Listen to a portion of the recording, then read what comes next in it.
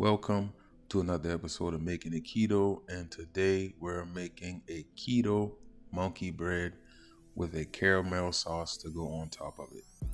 You guys are going to love this recipe, so stick around, and without further ado, let's get into it.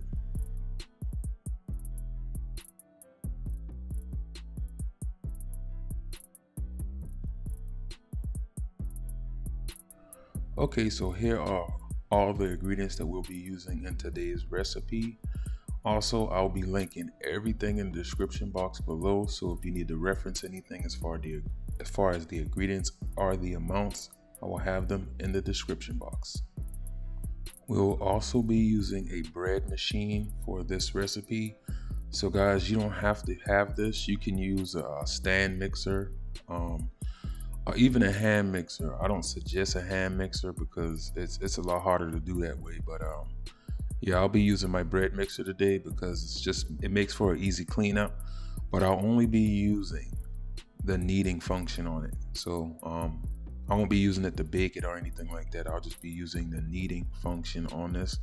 So if you have a bread machine, I highly recommend that you use it for this same purpose. But if not, a stand mixer will work, or you can even mix it with your hands if you don't have either of those. I suggest that would work too. Okay guys, so we're going to go ahead and add in our non-dairy milk. I'm using almond milk, and we want it to be in a temperature range of about 120 to 130 degrees. So let's go ahead and add that in.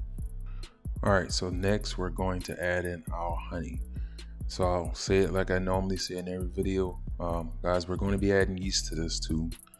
Your yeast is going to eat the sugar inside the honey. This helps the bread rise. I'll also say this too. You do not have to use the honey.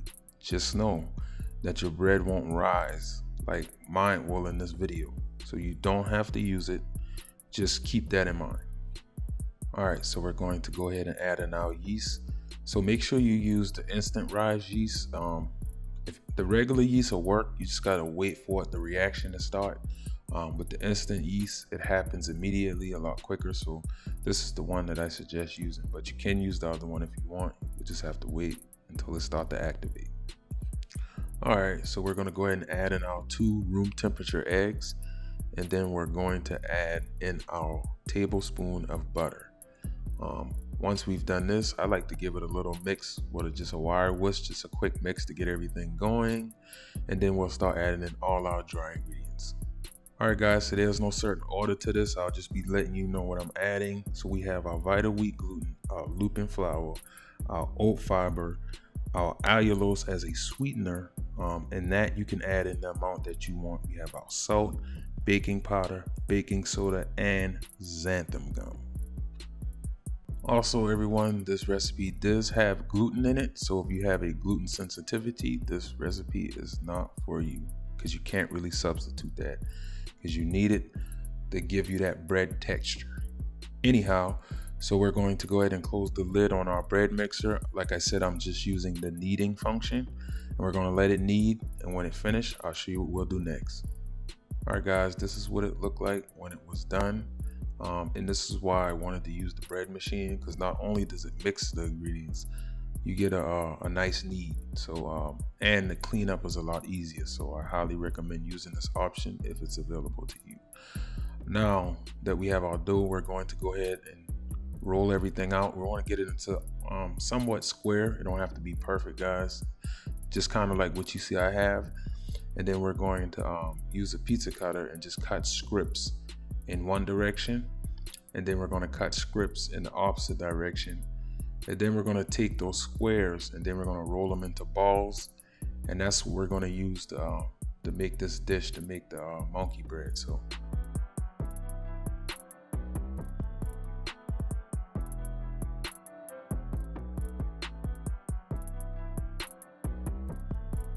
once we're finished rolling our dough into balls, we're going to make a cinnamon sugar mixture. And guys, this is just pretty much the Swerve Brown. So I'll have it linked in the bottom where you can get it, but it's just Swerve Brown and a couple teaspoons of cinnamon was what I added to it. So we're going to take our balls and dip them into the butter. So I melted down a stick of butter, and we're going to add it into the Ziploc bag with the brown sugar. We're going to give everything a good mix, and then we're going to start lining our bundt pan with the cinnamon sugar dusted balls. Also guys, make sure you grease your bundt pan very well. You do not want this to stick. You want it to fall completely out of the pan when it's finished baking. Okay guys, and when everything is done, this is what it should look like. That's beautiful guys. Check it out. So anyhow, once we're finished with all this, we still got a little process to go with it because we're going to need to proof this. So let's go ahead and cover it with a loosely cloth and let's let it proof for about 45 minutes. All right, once we allow it to sit for the 45 minutes to proof, you should notice your dough has doubled in size. Now we're going to set this in a preheated oven at 350 degrees, and we're going to bake this for approximately 30 to 35 minutes.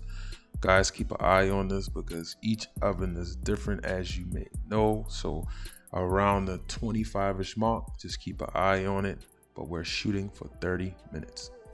All right guys, after it was out of the oven and cooled down, this is what it looked like.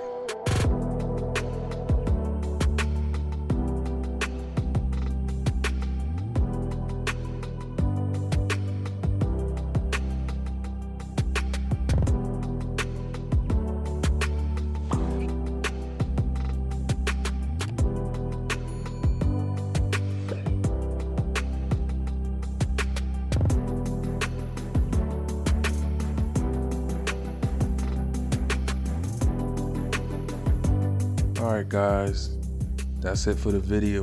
Y'all know the motto here. We're making keto easy by making everything keto. So if you haven't subscribed to the channel, go ahead and hit that like button. Go ahead and hit that subscribe button with notifications so you can get the weekly recipes that I upload every week. Thank you guys for watching. I appreciate the support. I'll see you guys in the next one. Peace.